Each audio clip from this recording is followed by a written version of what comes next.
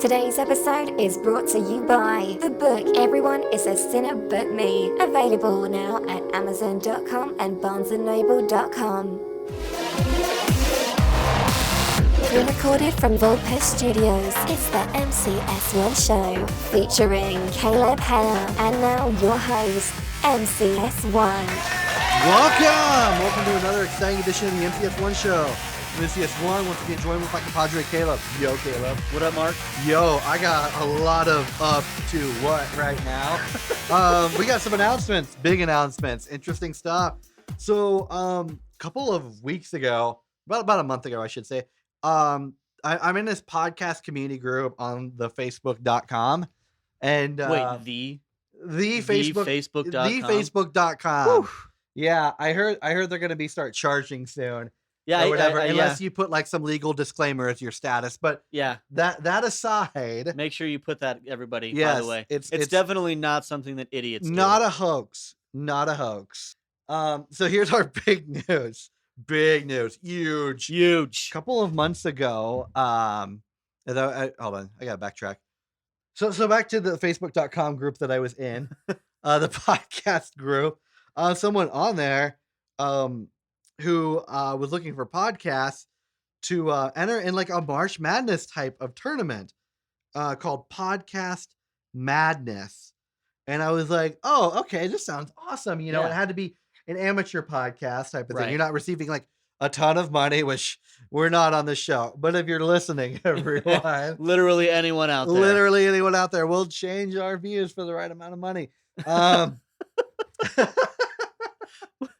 mean, if that's not the most American thing you've ever heard. I know, seriously. America. So a Podcast Madness, doing this March Madness thing, and I was like, oh man, that sounds legit. That sounds awesome. And I met the criteria for the show, and I'm like, okay, cool, let's do this. Yeah. And so I submitted it, my podcast, didn't hear anything, nothing back. And I'm like, oh, all right, I didn't make the cut. I wasn't one of the first 64 to get in there. Yeah, You which know? I mean can happen. You know? Yeah, I mean, there's so many podcasts out there. Yeah, it's a relatively big Facebook community, right? Yeah, pretty big on this. And I was like, okay, I didn't make it. Not a big deal. Not the end of the world. Right.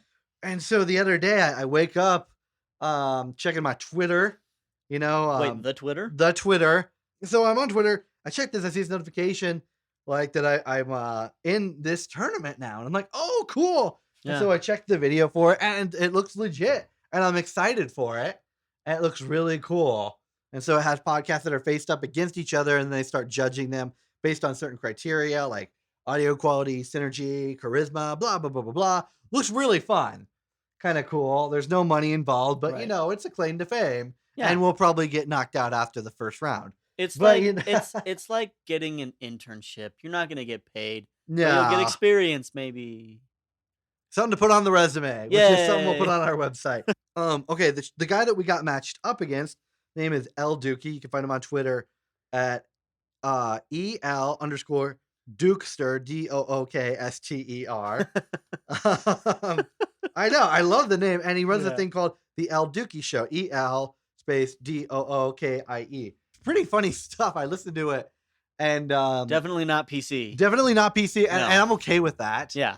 I like that, and Just for those of you that have sensitive ears. a very funny show. The guy also has a book out there called Crimes Against Humanity, and it's really funny. The guy is just a very straight shooter on everything. Very, very non-PC, and I like that about him. And he seems Yeah. like a really, really funny guy. I listened to his show at my day job, and I was just laughing. But this whole tournament thing and March Madness and this podcast tournament, this podcast elimination tournament, which you can also follow on Twitter, this Podcast Madness, what it's called, just at Podcast Madness Show. We'll provide links in the show description and all that fun stuff. With that whole tournament, I was like, man, I kind of want to do my own little tournament. And I was thinking about it, and I had an idea for a while, but I just never really acted on it. And so today is a historic day. The MCS1 show is going to announce our own tournament, and we're going to probably do this maybe every year unless we can come up with a better tournament theme for March Madness. But this is the first ever 2017 White Trash Bash. Yeah! That's a crowd. Yeah, there's the soundbite of the crowd. So, how we did this, what is this, and why, the reason why is I think the why is the biggest question. the why people is want the to know. biggest question. The bigger question is why not? And that's a fair question. Yeah. And so what this is White Trash Bash is, Caleb and I, we came up with the name of 64 white trash Individuals, people. Individuals. Or groups, per se. You know, we didn't want to break them out into Yeah. individual people. We wanted to keep them as a group. You can't break families up. You You can't know? break families up. And so what we did with this is we have 64 white trash groups, individuals, whatever. And we're putting them up together in this fictional battle royale. Of Oh, it's gonna be amazing, everyone. It's gonna be amazing. And we've come up with 4 different brackets. And each show for the White Trash Bash, we'll be going over each bracket and who is fighting who. And why. And why. And Yeah. then as the show goes on, we'll talk about who is going to win each fight. Now, how are they really going to fight these people? I'm glad you asked that. Let's say person A is going to fight person B. And we don't want to give out any names right now before the show. That's coming up. Yeah, it's coming up. So how are we going to have them fight? Well, we can't really fight them in real life. Celebrity deathmatch isn't a thing anymore either. Sadly. So Looking at you, MTV. Look at you, MTV. Putting on Jersey Shore and this resolutions for white people in 2017. Well, but eliminating celebrity deathmatch. But eliminating celebrity deathmatch, Beavis and Butthead, and everything else that was great about clearly the best parts of that. Shame. Of that nation. That station. That Exactly. television station. So They destroyed themselves. They did. I mean, Teen Mom, really? Teen Mom. Well, Come on, MTV. We'll be having a lot of Teen Mom on here. Hint, people, hint. So the way that we're going to do it is fights are going to be very randomized. Yeah. What we'll do is we're going to roll dice for some of these. We're going to do Magic 8 Ball. We are going to do Twitter votes, Facebook polls, whatever we have to keep this as random as possible. Caleb and I are not going to interfere with the fights. No. We want this to be completely random. It's not really run by us. It's not going to be rigged by us, unlike real fights these days. Yeah. It's not pro wrestling, guys. Don't worry. It's not pro wrestling. We'll have some people from there probably. Yes, we will. But I mean, maybe. Maybe. Who knows? Who knows? Tune in. Oh, we totally will. So that's how we have it. Fights are going to be completely randomized, and it's going to be fun because the whole point of this is to entertain and be happy. Let's get to it. Bracket number 1. And the title of this bracket is, drum roll, please. Brrr, how you do a drum roll? I'll put a soundbite in. Yeah. No, just no. Fictional characters. So our fictional white trash bash group. This is our bracket of who we came up with. And we came up with some pretty good ones for who's fighting who. Let's start off right away. Number 1, Joe Dirt. Oh, dude, the very definition. Yeah. If you look up white trash in the Urban Dictionary, which is the only dictionary that matters, there's obviously got to have they have to have a picture. You bring up a good point. They don't actually. That is the saddest news I've heard all I know, day. it is the saddest And news. Harambe's mom died recently. Oh, man. Wait, really? Yeah, she really did. Oh, my gosh. She really did. 2017's taking everyone. Like 2 days before the inauguration. Oh, my gosh. And there was this really funny thing that I saw where they were like, Harambe's mom be like, I ain't going to be living under Donald Trump. So, interesting point that you bring up the Urban Dictionary. Let's bring up the Urban Dictionary definition of white trash. The Urban Dictionary, the ultimate source of knowledge, at least on this show. And this is kind of what we use to define our brackets as well before we get into any more people besides Joe Dirt. So it says a term used broadly and often inaccurately to define a person or a group of persons who embody the concepts of ignorance, racism, violence, alcoholism, Anglo-Saxon ancestry. It is often used to label the poor Caucasian working class. Many people labeled white trash because of their clothes that they wear for their appearance, regardless of wealth and standing. Many that use this term do not understand the lifestyles of whom they deride or oftentimes neglect. To see that many people in the poor white working class are actually very intelligent, tolerant people who tend to like professional wrestling, cheap beer, and NASCAR. So, Joe Dirt? I know, right?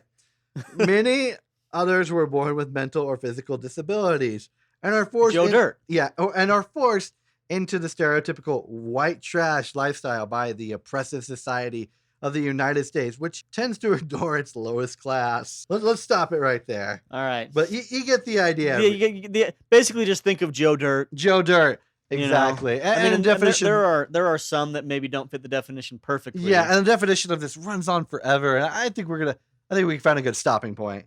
Agreed. So Joe Dirt. Who is Joe Dirt gonna go up with? Funny you mentioned that Harambe's mom did not want to live under President Trump because Joe Dirt is going to be fighting my favorite fictional character out of all of these, a stereotypical Trump voter. Oh yeah, yes, the dude with the cutoff jean vest, exactly. And the Make America Great hat. Oh yeah, totally. So that is who we have. So basically, because I've met a lot of Trump voters, and so the stereotypical Trump supporter, I haven't really run into anyone who has all these characteristics, and I live in Utah. Yeah, which you'd think that you'd have at least half of them. Yeah, and I've been to like 2 Trump rallies, and I'm not even a Trump supporter. No. And I still haven't ran into anyone like this. So I'm convinced. You probably won't, dude. Let's be serious. But I'm convinced the stereotype all this stuff does not exist in one single person. Yeah. Or I have yet to meet this person. Which, it might just be Joe Dirt. It might just be Joe Dirt. I don't know. I don't think Joe Dirt would be like, we got to get rid of them Muslims, Mexicans, and we got to build a wall, you know what I'm saying? I don't think that Joe Dirt knows all of those words. Exactly. That's why I don't think it's Joe Dirt. So Joe Dirt will be facing off against a stereotypical Trump voter, and we will have who the winner of that is and how the fight goes down with that, and then each of these fights as we move on. Next up, we have Tammy Lynn from the movie Ted. Who's way white trash and hilarious and hot. And that's why it's so great that she's in this. Oh, yeah. Because we got like a classic East Coast white trash city person. Yep. And that's why it's great. That's the beautiful thing about the white trash bat, is that it definitely includes a lot of diverse white trash people. Exactly. And originally when I was going through trying to make the brackets, I originally thought about making like them geographical, like the Northwest, Southeast.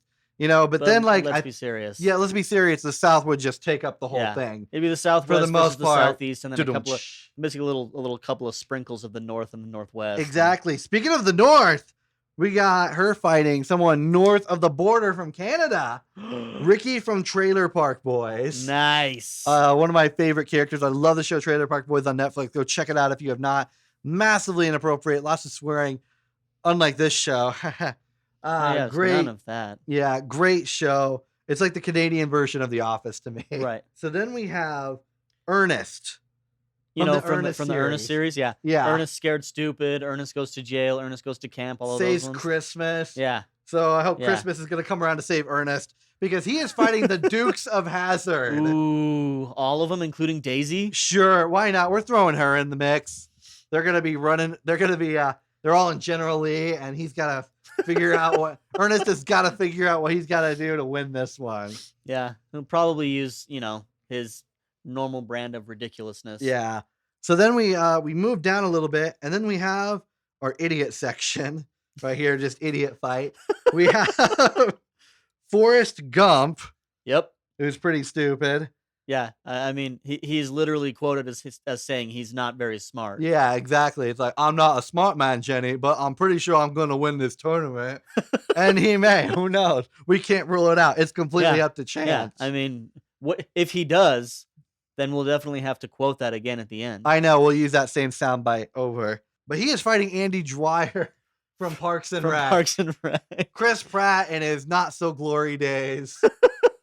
Dude, what are you talking about? Those were the best days. Yeah, I mean, Chris Pratt, great actor. I love Andy Dwyer as a character, but he's very white trash. Oh, incredible! And he just fits in perfectly with this. I mean, he names his dog Champion when he has 3 legs. Remember that? Yes, it's so funny, and just like the songs he sings or whatever. Oh man, it is great. And so the talent of Chris Pratt definitely comes out in that character. It really does. But Andy Dwyer is a moron. Yeah. Moving on, fictional characters. One thing that we wanted to do with this. If we want to get like a lot of couples in there, because we've noticed white trash people, they always hang and stick together as couples and travel groups. in packs. Travel in packs, I guess the best way of saying it. So we have Cletus from The Simpsons. The slack-jawed yokel. Cletus, the slack-jawed yokel, fighting his wife, Brandine. Hey, Brandine! You're going to fight me in this tournament! And I think that's... Oh, Brandine. I think that's going to be great.